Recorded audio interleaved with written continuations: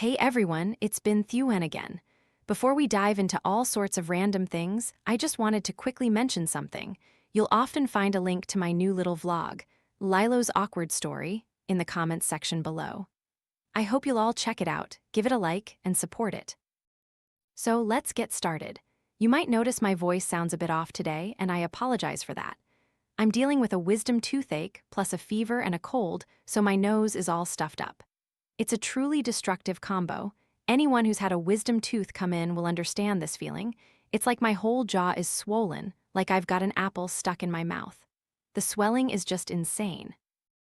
It makes it hard to open my mouth, so when I talk, it sounds a bit slurred, and with a blocked nose, my voice sounds muffled. Please bear with me. With this toothache, I've just been stuck in bed, writhing in pain, especially around 2 or 3 a.m. when the tooth feels like it's growing into a giant, colossal monster. Oh, that damn wisdom tooth. My whole family is just stuck here, unable to think or do anything useful, just absorbed in my pain.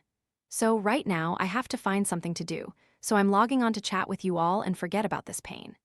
If I sit here for another minute just thinking about it, I swear I'll die.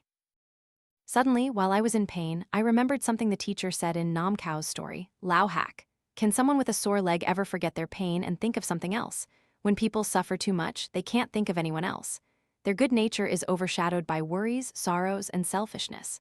I felt like that was so incredibly true, such a profound truth. These past few days, with this pain, I've been so irritable, snapping at everyone around me.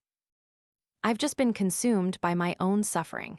That's why I need to do something else to distract myself and forget this pain. Speaking of pain, it's basically when the body has some kind of malfunction or abnormality like a cut, a scrape, losing some skin or flesh, any physical damage. And the brain assesses how much that wound hurts and all that. But that's physical pain. Who can measure psychological pain, right? Like breaking up with a partner, losing a loved one, a best friend falling out, or a long-time pet going missing. No one can measure those kinds of psychological pains. And you can't really say whether physical pain or psychological pain is greater. You just don't know. And honestly, pain is a tricky thing. Although I know that when my body hurts, it's a signal telling me something's wrong and I need to change my lifestyle, experiencing that pain isn't pleasant at all. Of course, pain and sorrow aren't supposed to be pleasant, are they? It's been almost 2 months since I last released a new podcast or video, and I'm truly sorry about that. Recently, I went through a psychological crisis. Honestly, nothing specific happened to trigger it, but once a year or so, I'll have a period of 1 to 2 weeks where I feel really down, completely lacking motivation to live. It's not that I want to commit suicide or anything, but I'd think, if I just left this world right now, nothing would happen, and that would be okay. It was truly a draining time. I had no motivation to do anything at all. I called up my best friend and vented to her for hours. Luckily, she's such a sweet, friendly, and kind person. She just listened and talked through my problems with me, and I started to feel better. Then, another friend introduced me to a movie called This Is Us. I'm not sure if I'm pronouncing it right. I'll put the title in the comments section. After watching that movie, my mood significantly improved, and I started getting back to normal life. So that was one reason why I hadn't made any new podcasts or videos for nearly 2 months. The other reason is that I started to hate my own voice. Whenever I wanted to make a podcast or video, I had to record at night, then listen back to my voice over and over again, and I started feeling really afraid every time I heard myself because I felt like my voice wasn't like it used to be. People always say, don't compare yourself to others, just be better than your past self. But I've found something equally scary, when I compare my current self to my past self and realize I'm not as good. I feel like I'm getting worse every day, and that feeling just makes me miserable. So I stopped doing anything at all because I didn't want to see that decline in myself. I usually keep a journal, but on days when I feel really stressed, I record voice notes instead of writing to save time. And every time I listen back to my voice, I just feel so weird, so off. That's why I haven't been posting anything or doing things that involve a lot of talking, because I truly believe my voice is getting worse, and I think people wouldn't like listening to it. How can you have positive thoughts when you feel that way, right? So during that time, I didn't do anything. I just dwelled on negative thoughts. Then, I went onto my fan page and started reading.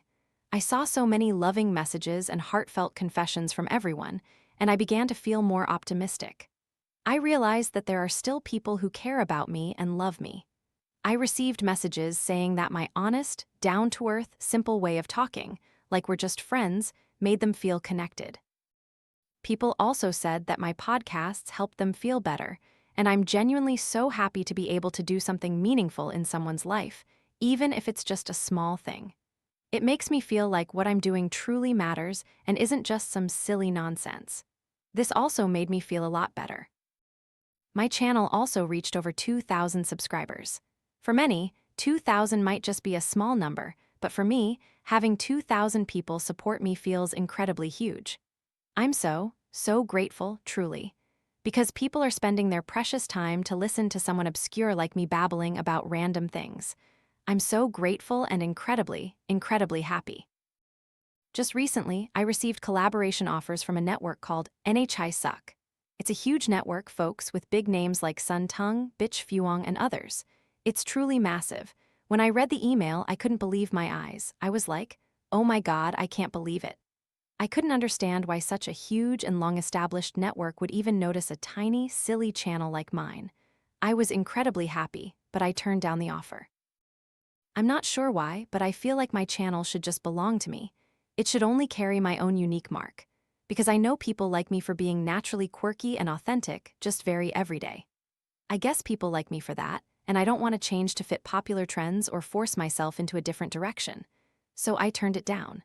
Maybe if I joined the network, I'd grow faster, but for now, I prefer being small but happy and having friends like you all. It feels so close-knit. A few days ago, I also received a collaboration offer from Hi, which is a Vietnamese podcast and audiobook app. I'm a strong supporter of Vietnamese products. If I have the chance, I always support them. So when I received the offer from Hi, I immediately agreed to put my podcasts on their platform. When Hi and I communicated via email, they even called me one of the pioneering creators in Vietnam's podcast system. I felt so incredibly happy, truly. Because they also said that podcast culture is starting to become popular in Vietnam, being embraced by more people and gaining more users. So, podcasts are becoming a trend, and I'm one of the early ones, having been doing this for quite a while. I was overjoyed. I know I'm not the first person in Vietnam, but I'm among the first generation, like a Gen 1 creator in Asia, in that top group. So, even though I'm not the absolute first, I'm very happy to be one of the people building the foundation. It's not that grand, but being part of the early generation makes me happy because I can be part of something cool like that. Even though my podcast isn't widely known, I'm still one of the people who helped start a community for podcasts, and I find joy in that. Well, that's it, I guess. I'm not sure what else to say. Also, recently, I've been uploading my podcasts to Spotify and SoundCloud. You can search for Kong Dao Ro Kong Jiao to listen more conveniently, as listening there is easier than on YouTube. However, the downside is that SoundCloud only allows a maximum of 180 minutes for free uploads. If I want to upload more, I'd have to buy a premium subscription, but since I'm a poor student, I don't have the money for that. So I can only upload certain podcasts there, not all of them. But anyway, please follow me there, and who knows, maybe someday I'll have enough money to upgrade. Oh, right, everyone, if you're ever feeling pain, try to find something else to do. Because talking to you all just now, I completely forgot about my pain. Now I remember. I'm still in pain, folks. Maybe if I keep chatting through this podcast, I won't feel the pain as much, right?